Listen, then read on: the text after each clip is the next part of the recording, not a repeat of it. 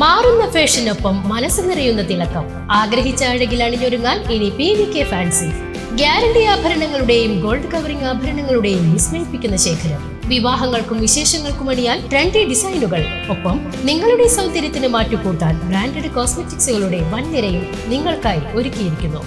വിശ്വസ്തയോടെ മിതമായ നിരക്കിൽ ഗുണമേന്മയുള്ള ആഭരണങ്ങൾ സ്വന്തമാക്കാൻ ഇന്ന് തന്നെ സന്ദർശിക്കൂ PVK ഫാൻസി, ആറങ്ങോട്ടുകര. മുണ്ടത്തിക്കോട് വെടിക്കെട്ട് ദുരന്തം നടന്ന പ്രദേശത്ത് മൂന്നാം ദിവസവും തിരച്ചിൽ തുടരുന്നു. വ്യാഴാഴ്ച നടത്തിയ പരിശോധനയിലും വിവിധ ഭാഗങ്ങളിൽ നിന്നായി ശരീരഭാഗങ്ങൾ കണ്ടെടുത്തു. കെടാവർ നായകളുടെയും സ്കൂബ ടീമിന്റെയും സഹായത്തോടെയാണ് തിരച്ചിൽ പ്രദേശത്ത് നടക്കുന്നത്. തൃശൂർ സിറ്റി പോലീസ് കമ്മീഷണർ ഉൾപ്പെടെയുള്ള ഉന്നത ഉദ്യോഗസ്ഥർ സ്ഥലത്ത് ക്യാമ്പ് ചെയ്ത് പ്രവർത്തനങ്ങൾ ഏകോപിപ്പിക്കുന്നുണ്ട്.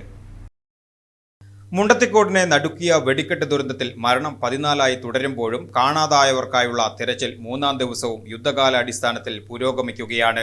വ്യാഴാഴ്ച അപകട സ്ഥലത്ത് നടത്തിയ പരിശോധനയിൽ കൂടുതൽ ശരീരഭാഗങ്ങൾ കണ്ടെടുത്തിട്ടുണ്ട്. നിലവിൽ തൃശൂർ മെഡിക്കൽ കോളേജ് മോർച്ചറിയിൽ സൂക്ഷിച്ചിട്ടുള്ള 29 ശരീര അവശിഷ്ടങ്ങൾ ആരുടേതാണെന്ന് തിരിച്ചറിയാൻ DNA പരിശോധന ആരംഭിച്ചു. ഇതിന്റെ ഫലം 3 ദിവസത്തിനകം ലഭ്യമാകുമെന്നാണ് അധികൃതർ നൽകുന്ന സൂചന. കാണാതായ 4 പേരെ കണ്ടെത്തുന്നതിനായി പ്രദേശത്തെ കിണറുകളിലും കുളങ്ങളിലും സ്കൂബ ടീം ഇറങ്ങി പരിശോധന നടത്തിയിരുന്നു.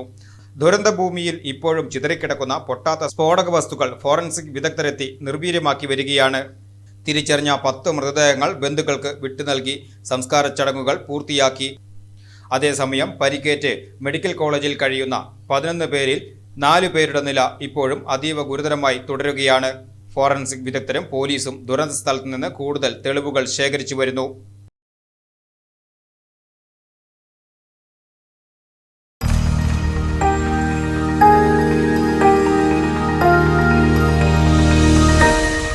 You are watching VCV News.